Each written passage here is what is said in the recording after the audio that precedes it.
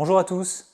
Je vous propose une courte présentation du logiciel Nina. Alors Nina, c'est une solution d'acquisition d'images du ciel profond. Et vous allez voir, c'est un logiciel qui embarque plein de fonctionnalités, extrêmement utile pour l'astrophotographe qui souhaite donc imager le ciel profond. Je vais faire référence à pas mal de ces fonctionnalités dans les tutos qui suivront. C'est pourquoi j'ai jugé utile de vous présenter cette solution. Alors, pour m'appuyer sur cette présentation, je vais considérer en fait ce setup. Donc un setup très simple, constitué d'une monture qui est reliée donc à un PC, un appareil photo numérique qui est relié aussi au PC, et puis donc une lunette guide avec une caméra d'autoguidage qui est reliée également au PC.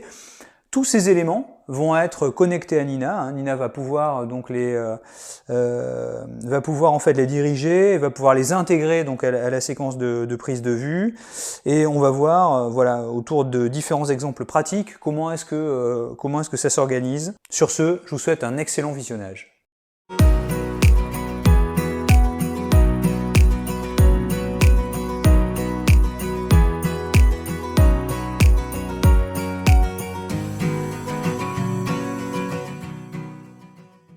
Voilà, donc on est sur Nina.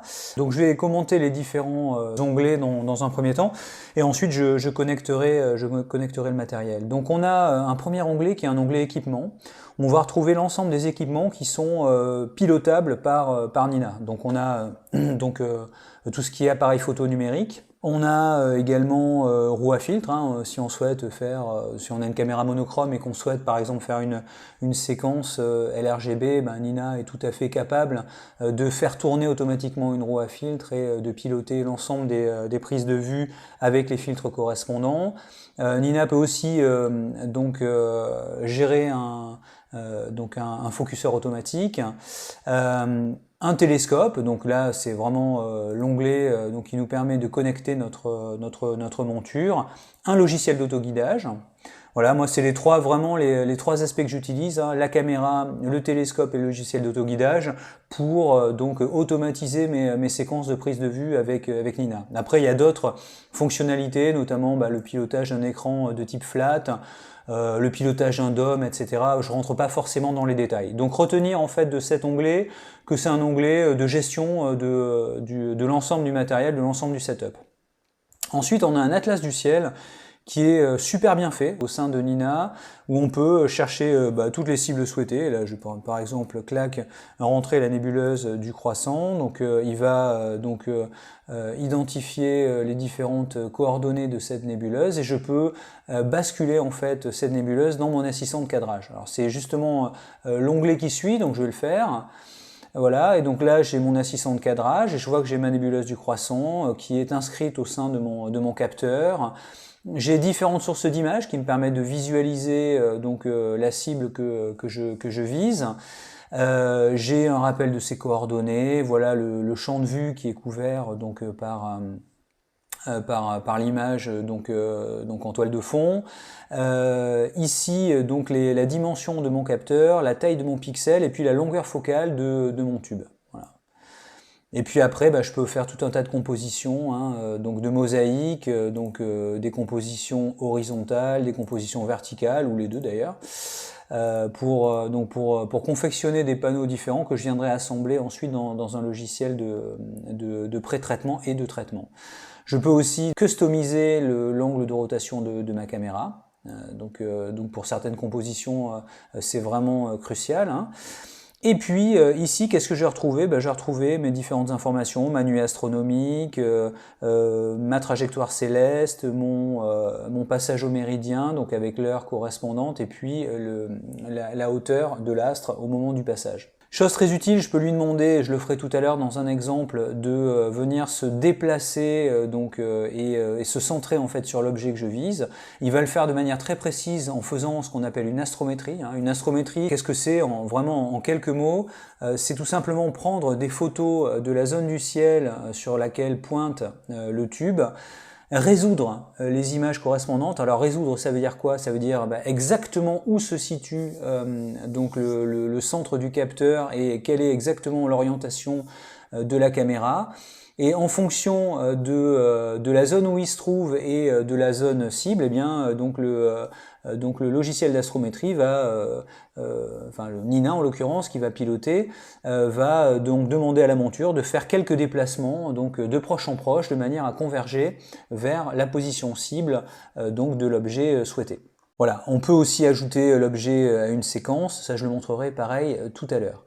Donc on a également un assistant de flat, je reviens pas dessus, mais c'est une fonctionnalité qui est très puissante chez Nina, donc ça vaut vraiment la peine d'investiguer cet aspect-là, et notamment une fonctionnalité qui va vous permettre d'optimiser la durée de vos images de flat.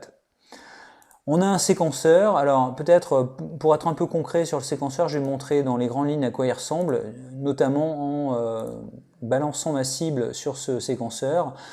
Voilà, donc ici je vais avoir une ligne qui va faire office, on va dire, d'intervallomètre, je détaillerai tout à l'heure. Ici on va retrouver un petit peu la trajectoire céleste de l'objet tel que je l'ai expliqué. Voilà, il y a un certain nombre de fonctionnalités sur lesquelles je reviendrai. Et puis voilà, des options qui vont concerner voilà, les différents aspects qu'on a parcourus, notamment l'équipement. On va pouvoir paramétrer de manière approfondie l'équipement, l'astrométrie, donc encore une fois avec plein d'algorithmes d'astrométrie qui sont embarqués dans la solution et qu'on va pouvoir utiliser ici en première intention et en deuxième intention. Alors moi, ici trivialement, j'ai pris le même algorithme ASTAP en première intention, en deuxième intention, si bien que si il ne fonctionne pas, eh bien, il va lancer le deuxième algorithme qui sera lui-même finalement ASTAP pour essayer de résoudre mon image. Bon, ça marchera pas mieux, mais disons que en règle générale, mon astrométrie fonctionne vraiment très bien, donc j'ai pas besoin de différencier mes algorithmes. Voilà. Et ici, j'ai les paramètres de mon astrométrie, notamment le temps de pause des images que je vais effectuer pour mon astrométrie, donc 30 secondes. Pourquoi? Parce que c'est resté sur une session que j'ai faite en imagerie à bande étroite, donc il m'a fallu quand même étendre ce temps de pause à 30 secondes de façon à capter suffisamment d'étoiles et à pouvoir résoudre mes images. Si j'avais pris vraiment mon objet en RGB, j'aurais pu privilégier les temps de pause de 5 secondes par exemple, ça aurait très bien fonctionné. Voilà, et tolérance également de pointage. Ici, je l'ai fixé à 0,5 arc-minute. Par défaut, dans Nina, c'est à 1 arc-minute.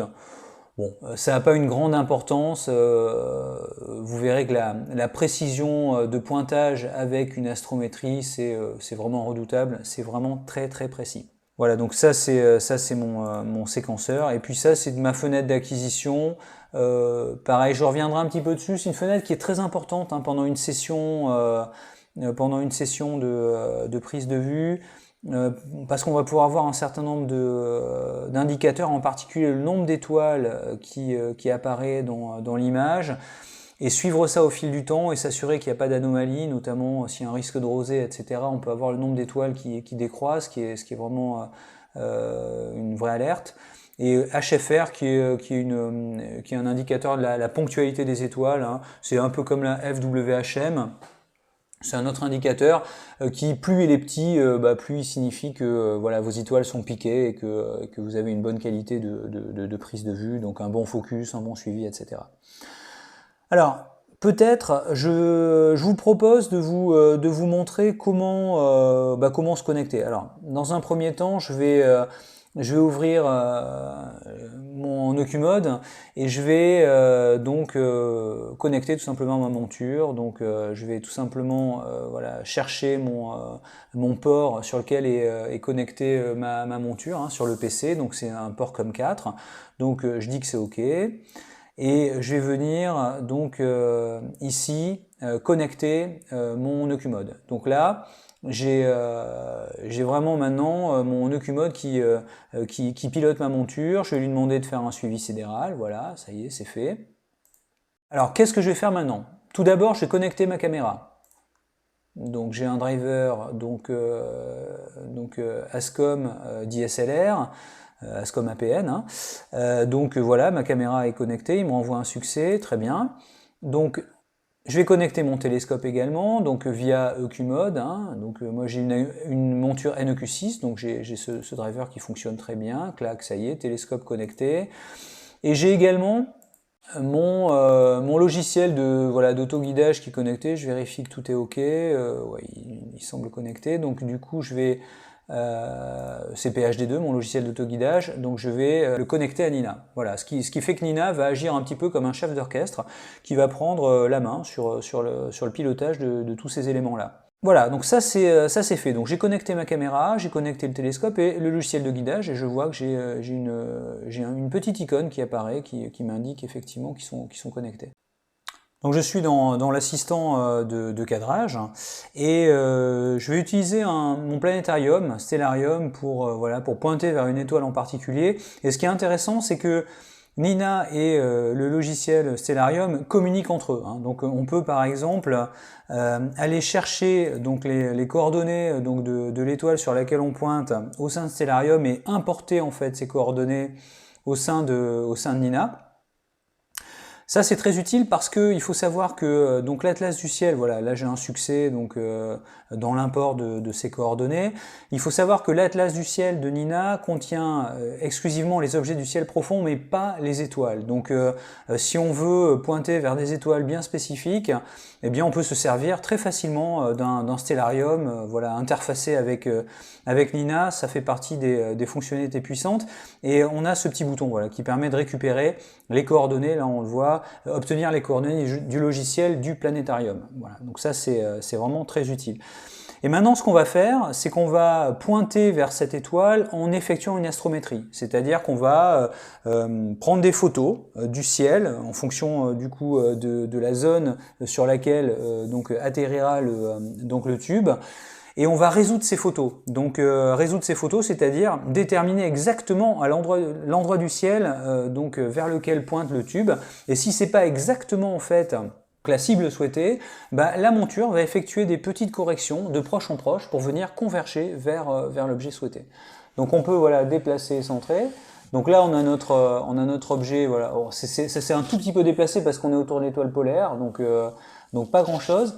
Et par contre, ce qui va se passer, c'est que l'appareil photo va prendre une photo. Voilà, donc là, il lance une photo pendant une trentaine de secondes, comme j'expliquais tout à l'heure, parce que c'est ainsi que je l'ai paramétré dans ma session précédente. Et c'est cette image qui va être résolue, c'est-à-dire qu'on va déterminer exactement quelle est la zone du ciel qui correspond au centre de l'image, la rotation de l'image, etc. Alors là, je vais avoir une erreur parce que j'ai mis le bouchon sur mon télescope. Donc là, ici, l'image que je récupère, elle est toute noire, donc je peux fermer, il n'y a pas d'intérêt à le faire. Mais ce qu'il faut savoir, c'est qu'il va y avoir une itération sur les clichés qui vont être faits, et de proche en proche, on va tendre vers l'objet cible souhaité. Donc ça, c'est vraiment une fonctionnalité d'astrométrie ultra puissante de Nina. Alors je voudrais montrer maintenant le séquenceur. Voilà, donc là, ce que je vais faire, je vais reprendre la nébuleuse du Croissant, et je vais donc l'envoyer dans mon séquenceur simple. Je l'envoie dans mon séquenceur simple, et ce que je vais avoir, j'ai différentes zones. J'ai une première ligne qui est une ligne, on va dire, d'intervallomètre. Donc là, je peux mettre par exemple combien de clichés je souhaite prendre, les durées de pause unitaires, mettons 120 secondes, le type de photo que je fais, est-ce que ce sont des light, des flat, des dark, etc. Est-ce que je fais du dithering? Le dithering, c'est simplement que je vais toutes les, mettons, 3 photographies, telles que je le paramètre. Toutes les 3 photographies, je vais déplacer légèrement le centre de mon image. Et ça me permet d'avoir pas systématiquement tous les mêmes pixels qui vont tomber sur les mêmes zones du ciel ou mêmes zones de l'objet. Donc ça va permettre au moment de l'empilement d'avoir une qualité donc d'image supérieure à une image que j'empilerai sans dithering. C'est vraiment une fonctionnalité assez facile à mettre en œuvre, qui requiert par contre d'avoir un logiciel d'autoguidage, mais qui est tout à fait puissante. Ici, je peux lui demander de pointer en début de session, quand je vais appuyer sur le lancement, de pointer vers la cible, de la recentrer donc avec une astrométrie pour être sûr du parfait centrage, et puis de démarrer mon autoguidage. Et là, j'ai plein de fonctionnalités aussi. Je peux lui demander d'effectuer un retournement au méridien automatiquement, c'est-à-dire que quand l'astre va passer, sur les coups ici peut-être de 2h30 du matin, donc au méridien, Nina va arrêter en fait donc la session, va retourner basculer la monture et ensuite relancer la session. Donc tout ça, ce sera fait automatiquement. Moi, j'avoue que je suis plutôt à le faire manuellement parce que j'ai toujours peur du risque d'arrachage de câbles. Mais si le dispositif est bien fiable aussi, ça peut être très utile de faire un retournement au méridien automatisé. Ça permet de pas se lever pendant la nuit et de s'économiser de la fatigue. On peut aussi demander à Nina de refroidir la caméra, de déparquer la monture, de réchauffer la caméra et de parquer la monture. Donc ça, ce sont les phases de début de session et ça les phases de fin de session. Plein de choses. Il peut aussi faire de la focalisation automatique si on a un focuseur auto. Via cette section-là. Ça aussi, beaucoup d'astrophotographes l'utilisent. On a quelque chose vraiment de très très complet. Et il y a aussi un onglet, donc acquisition, qui est un onglet vraiment très utile. Tout au long de notre session de photographie, on va du coup avoir les images brutes qui vont apparaître donc successivement sur cet écran, alors là qui est un peu trivial, il est tout noir. Je ne sais pas ce qui se passe si je lance une photo, est-ce qu'il va me mettre au moins des pixels chauds est-ce que ça apparaît? Non, même pas. J'ai même pas de pixels chauds qui apparaissent. Ah si, j'en ai deux. J'en ai deux qui apparaissent ici. Donc ça, évidemment, ce ne sont pas des étoiles, ce sont des anomalies, des pixels chauds. Et donc, il m'a comptabilisé 2 étoiles. Alors, c'est des fausses étoiles. Et puis, il m'a calculé un HFR, c'est-à-dire une précision, on va dire, de focus sur ces étoiles qui est pas que de focus, une précision optique également, qui est de 4,52, ce qui est très très élevé d'ailleurs, mais bon là c'est pas du tout fiable. Mais cet écran il est important parce que pendant toute la phase d'acquisition des images brutes unitaires, on va pouvoir suivre le nombre d'étoiles et donc le HFR moyen donc sur l'image, image après image, et donc s'assurer qu'il n'y a pas de déviation défavorable, je sais pas, dû à un risque de rosée ou bien des imperfections de suivi. Donc ça permet de monitorer convenablement notre session donc de prise de vue. Ça, c'est un écran qui est très important, celui-ci avec l'écran séquenceur et puis l'écran d'autoguidage, lui aussi qui est trivial ici puisque il y a des bouchons sur tous les éléments, mais lui aussi il est très important, notamment analyser les erreurs de suivi en temps réel. Tout ça, c'est clé, c'est vraiment les 3 écrans sur lesquels je navigue moi quand je fais une session d'astrophoto. Voilà un petit peu les différents éléments que je voulais vous montrer. Alors encore une fois, c'est pas du tout exhaustif, mais ça montre quand même à quel point on a avec Nina un logiciel qui est robuste, qui propose beaucoup de fonctionnalités qui vont largement nous simplifier la vie pendant nos sessions d'astrophoto. Voilà, j'espère que cet épisode vous aura plu. Si c'est le cas, surtout n'hésitez pas à vous abonner à la chaîne, à liker cette vidéo et puis à me faire part de vos commentaires. C'est toujours avec beaucoup d'intérêt que je les lis. Et d'ici là, je vous souhaite un très bon ciel et vous dis à très bientôt. Salut!